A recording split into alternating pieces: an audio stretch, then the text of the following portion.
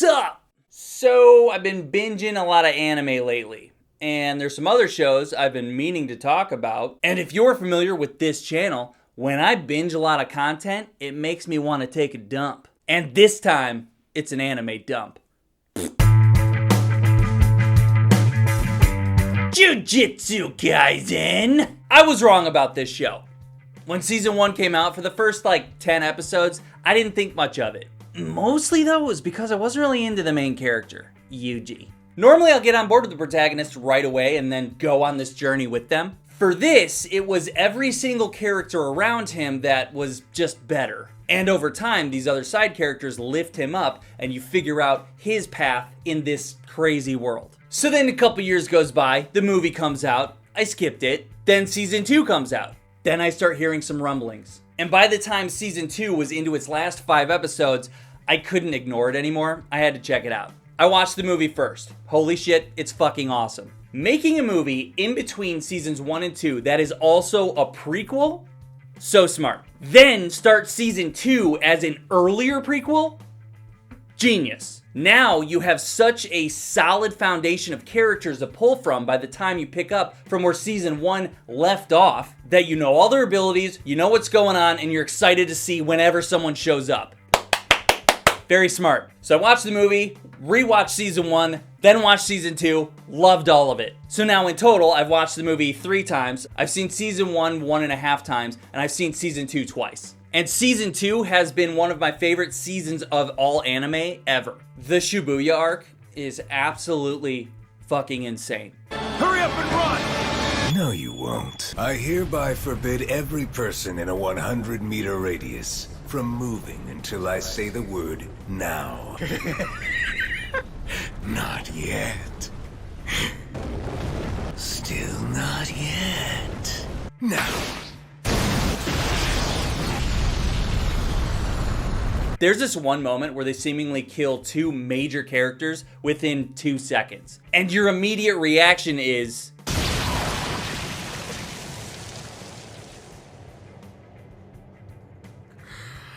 I hate this show. I hate this show.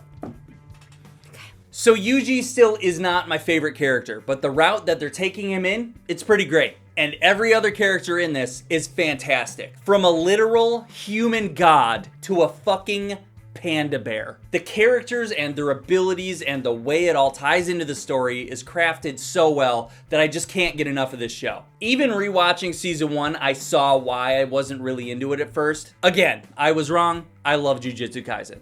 Demon Slayer Season 3. I've already made a Demon Slayer video. It still stands as one of my top 3 favorite anime. Love it, love it, love it. I will say, my boy Tanjiro, as he's working his way up to Hashira status, Season 3 was very similar to Season 2. I'm starting to see a pattern forming, and I hope that they switch it up in the next arc.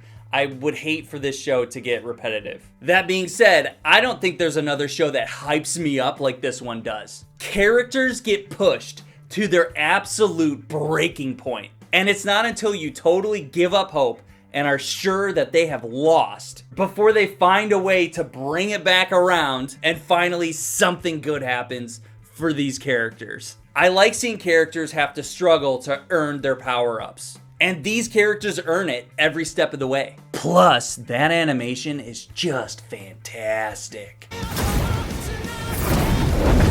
The Kingdoms of Ruin.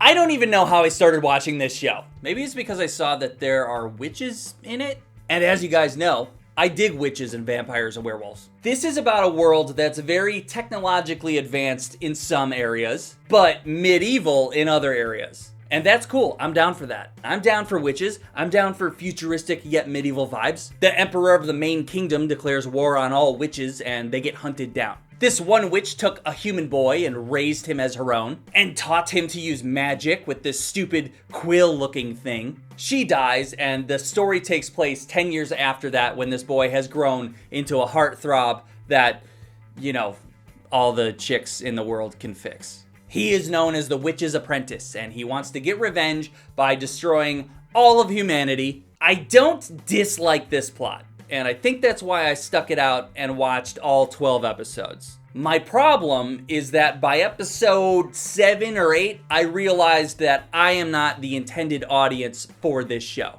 This anime is for chicks. It is undoubtedly meant for teenage girls. And the last time I checked, I'm not one of those. The first thing that tipped me off was that the main character, for lack of a better term, is a fucking simp for this older woman. Now he's all grown up and handsome and has all these abs on display at all times. And he's angry and brash and violent, and only a woman can fix him. This is a show for chicks. There were some cool ideas that led to some cool magic moments. 技術式召喚魔法ガイン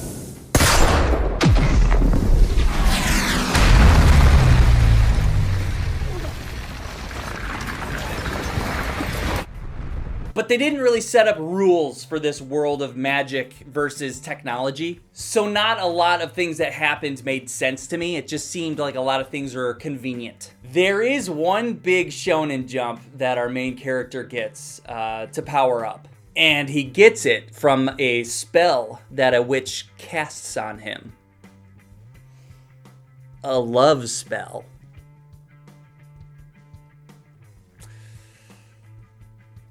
It's pretty fucking stupid. Yeah, I'd say if you're a teenage chick, you probably like this show. Other than that, it's not very good. I don't recommend it. BAKI! Or BAKI HANMA! Or BAKI the Grappler. Okay, low key, I've been watching this show for years, and it's absolutely a guilty pleasure of mine. I will watch every single season immediately the second it comes out. I know that this show is so dumb, but it's awesome and it's nuts. It's basically about this group of like 12 interchangeable regular characters that fight a lot. They're always testing their strength in one way or another and leveling up against each other. The top 2 strongest guys are Yujiro Hanma and his son Baki Hanma. And the most basic premise is for Baki to one day fight his dad and beat him in a fight. That's the fucking show. I don't know how to explain how it's like so dumb but so fun. Along the way, there's all these random tournaments and scenarios where guys fight each other. There's one season that takes place in a prison. That's a perfect place for, you know, dudes to get caught and put in and fight. They also will include real life people as characters, like Mike Tyson and Manny Pacquiao and Che Guevara and Muhammad Ali. There's even politicians in this. It's absolutely crazy, and it's entertaining as fuck. There's one season that's based around a caveman that gets resurrected.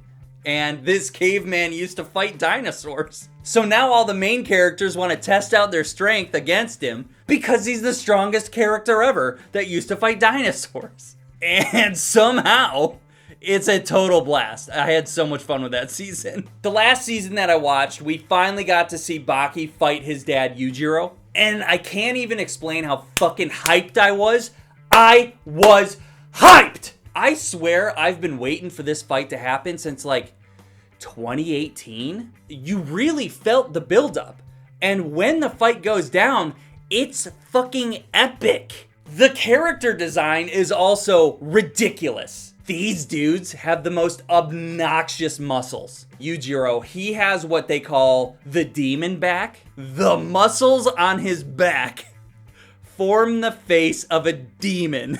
Ridiculous show. And I love it. Dudes with huge muscles in underwear fighting each other.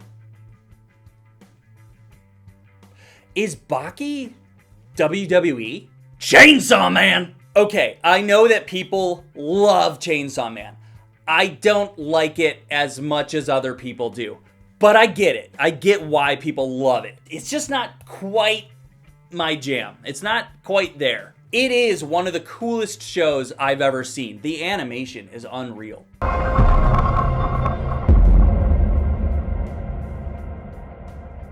Cool.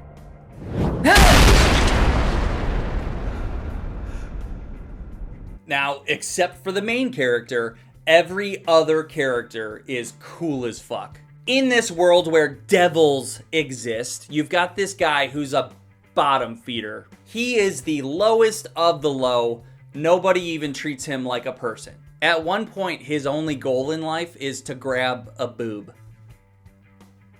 Then he gets into this situation where his absolutely adorable chainsaw devil saves his life by bonding with him and turning into this devil human half-breed, and he becomes Chainsaw Man. Then we get to see him rise up as a badass motherfucker in a team of badass motherfuckers. And all of these people have these very cool skill sets to kill devils. I think that a lot of these characters are pretty common characters with this type of show. We do see a lot of similarities between this and Jujutsu Kaisen. The character that I find the most interesting is the leader of this devil killing team. Her name's Makima. She's manipulative and scary in this weird way that kept me invested and curious. For sure, I'm gonna keep watching this show because I'm very excited to see what happens in the future. Currently, there's only one season and it's only 12 episodes, and they do a lot with 12 episodes, but it's still just not quite enough to get me obsessed with it. Would I be down to check out the manga? Yeah, I think so. I think personally, I just need more of a fuller scope of this story and this world that we're living in. It's a cool show though.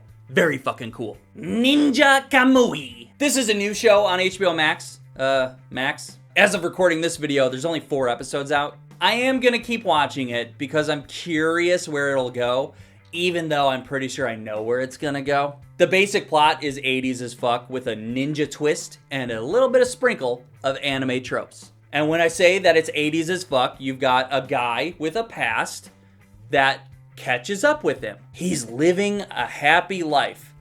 And then his family gets killed. So he goes to get himself some sweet revenge. Do you know the movie Hard to Kill with Steven Seagal?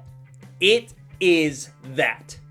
With ninjas. It is a cool plot, it's just nothing new. I do like the animation and the action is sweet. The music that they play during the action sequences is so out of place that it's distracting as hell and I hate it. Now I'm back, the war is on, ready to attack when the sword is drawn. You feel the moment is ready to your brain, see the fear. The ninjas have some cool smoke powers that I like.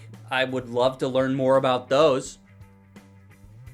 So I'll keep watching. It's gonna have to pull off something amazing or a big twist for me to like love it. At this point, I'm just watching to see what happens. Hoping for something better. USHIO and TORA. Okay, this one, I only watched 10 episodes before I lost interest. I more or less just wanted to ask you guys that have seen it, is it worth watching all 39 episodes? Should I keep going? Does it get any better after episode 10? A teenager discovers an ancient demon in his basement and unleashes him, and doing so unleashes all these other demons, and he and this demon team up to fight the demons. It's fun. I just don't know if it's worth finishing. It's kind of hard to get on board with that after Jujutsu Kaisen because that was so amazing. I don't know. You guys let me know. Should I keep watching or just skip it? Woo! Good dump, everyone. That's a lot of anime. I'm glad I got it out of me. Chat me up in the comments if you want to talk about any of these shows. More than happy to chat. I think I'm probably going to go watch the Jujutsu Kaisen movie again because I love it. Okay, see ya! Subscribe! Okay, so in the Kingdoms of Ruin, there's this episode where these two come across a random kingdom. It's abandoned. It is an abandoned city that they come across, where basically they traded all their women and children into slavery in exchange for sex robots. Unlimited amounts of sex robots. And in turn, this entire city of men basically fucked themselves to death. So while you're watching this episode, at first you're like, ugh. Then they say as technology and science advances, the true nature of humanity reveals itself. And I'm sitting there like, oh,